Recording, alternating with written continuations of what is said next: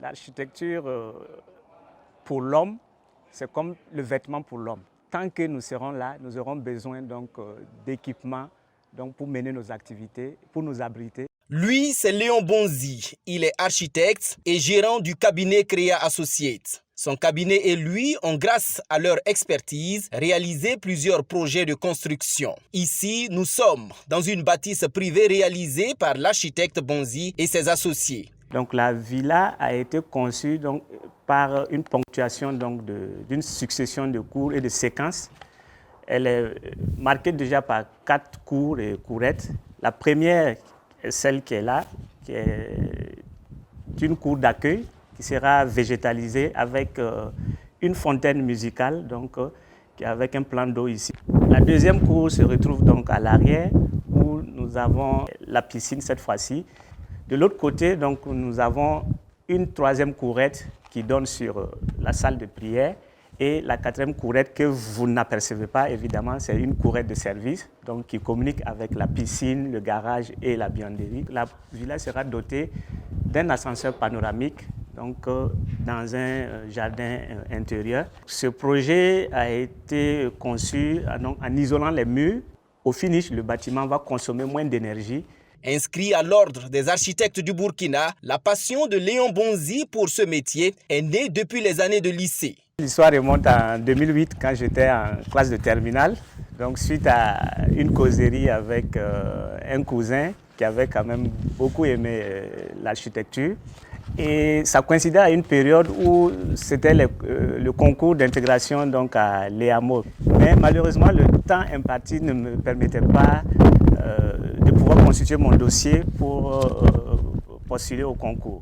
Dieu merci, à l'issue des résultats du baccalauréat, j'ai eu le major national en série D. Donc j'ai eu une deuxième chance pour pouvoir postuler aux bourses disponibles au niveau du SCIOSPV.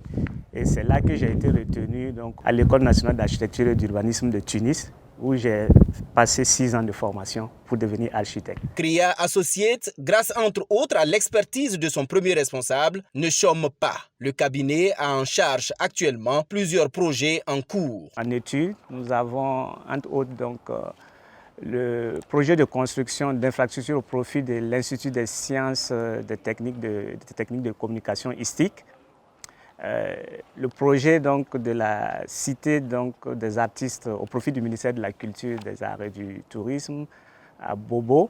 C'est un projet destiné essentiellement à la Semaine nationale de la culture. Nous avons également des projets d'aménagement divers et de réaménagement au sein du ministère des Affaires étrangères et de la coopération. Le projet de construction d'un incubateur de technologies innovantes au profit du ministère de l'Enseignement supérieur. Et un des plus anciens, c'est le projet de la tour des régies des recettes, au profit de la Direction générale des impôts. Une expérience bien garnie qui ne fait cependant pas perdre à l'architecte le sens de l'humilité. Pour moi, les chantiers qui me marqueront le plus demeurent ceux qui n'ont pas encore été exécutés, parce qu'ils constituent un champ, un nouveau champ d'imagination, de mille rêves et d'émotions. Léon Bonzi invite les plus jeunes qui voudraient embrasser le noble métier d'architecte à ne pas se départir de l'objectif qu'ils se sont fixés. J'encourage les plus jeunes qui voudraient embrasser cette carrière à surtout rester focus sur leur objectif. Léon Bonzi, dont le travail est aujourd'hui reconnu dans la sous-région, voudrait un jour, par son abnégation, être reconnu au-delà même du continent africain. Accéder à une reconnaissance internationale, c'est tout le mal que l'on peut lui souhaiter.